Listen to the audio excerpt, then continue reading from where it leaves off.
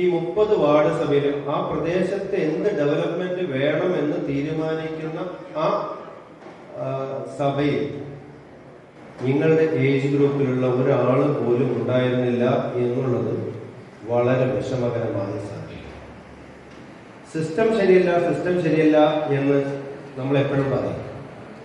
ഈ സിസ്റ്റം ശരിയാക്കേണ്ട ആളുകളാണ്. നിങ്ങളാണ് സിസ്റ്റം ശരിയാക്കേണ്ടത്. ഇതിന് കറക്ഷൻ വരുത്തണമെങ്കിൽ അത് ചെയ്യേണ്ട ആളുകൾ നിങ്ങളാണ്. അപ്പൊ നിങ്ങളൊരു സോഷ്യൽ കമ്മിറ്റ്മെന്റ് ഉള്ള ആളുകളായിരിക്കണം.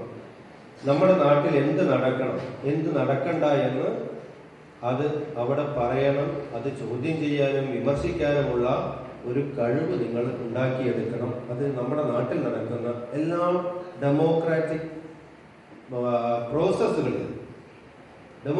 പ്രോസസ്സുകളിൽ നിങ്ങൾ പങ്കെടുക്കണം. പൊളിറ്റിക്സ് എന്തോ ആയിക്കോ, നിങ്ങൾക്ക് വരാൻ പോകും, നിങ്ങൾ തെരഞ്ഞെടുപ്പ് വരാൻ പോകും, ഇലക്ഷൻ വരാൻ പോകും. വീട്ടിലിരുന്ന് സിസ്റ്റം ശരിയല്ല, പൊളിറ്റീഷ്യൻസ് ശരിയല്ല എന്ന് പറയുന്നത് നിങ്ങൾ പോയി വോട്ട് ചെയ്യും. നിങ്ങൾ ആർക്ക് വേണ്ടി വോട്ട് ചെയ്തു, പക്ഷെ നിങ്ങൾ പോയി വോട്ട് ചെയ്യും.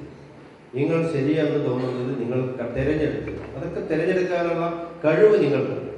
പക്ഷെ ഈ ഡെമോക്രാറ്റിക് പ്രോസസ്സിൽ നിന്ന് മാറി നിന്നുകൊണ്ട് സിസ്റ്റം ശരിയല്ല എന്ന് പറയുന്നത് അത് ശരിയല്ല.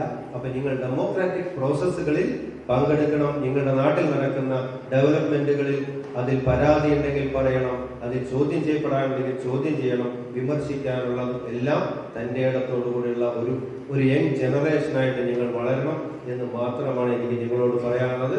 അപ്പൊ ഈ വരുന്ന തെരഞ്ഞെടുപ്പിൽ നിങ്ങൾ എല്ലാവരും വോട്ട് ചെയ്യില്ലേ? ആർക്കായിക്കോട്ടെ നിങ്ങൾ പോയി വോട്ട് ചെയ്യണം. നിങ്ങളുടെ ഒപ്പീനിയൻ അവിടെ രേഖപ്പെടുത്തും. അപ്പൊ നിങ്ങൾ എല്ലാവരും ഡെമോക്രാറ്റിക് പ്രോസസ്സുകളിൽ, നിങ്ങളുടെ നാട്ടിലെ നടക്കുന്ന ഡെവലപ്മെന്റുകളിൽ നിങ്ങളുടെ എല്ലാവരുടെയും ഇൻവോൾവ്മെന്റ് ഉണ്ടാവണം. ഫ്യൂച്ചർ, ഈ രാജ്യത്തിന്റെ ഈ നാടിന്റെ ഫ്യൂച്ചർ നിങ്ങളാണ്. അത് തിരിച്ചറിയേണ്ടത് ആദ്യം നിങ്ങളാണ് ഫ്യൂച്ചർ. നിങ്ങളാണ് സിസ്റ്റം കറക്റ്റ് ചെയ്യേണ്ട ആളുകൾ എന്ന തിരിച്ചറിവോടുകൂടെ നിൽക്കുക എന്ന മാത്രം ഒരു ഉപദേശമായിട്ട് കണ്ടാൽ നിങ്ങൾക്ക് ദേഷ്യം വരും. അപ്പൊ എന്റെ ഒരു അഭിപ്രായമായിട്ട് നിങ്ങൾ അത് സ്വീകരിക്കണമെന്ന്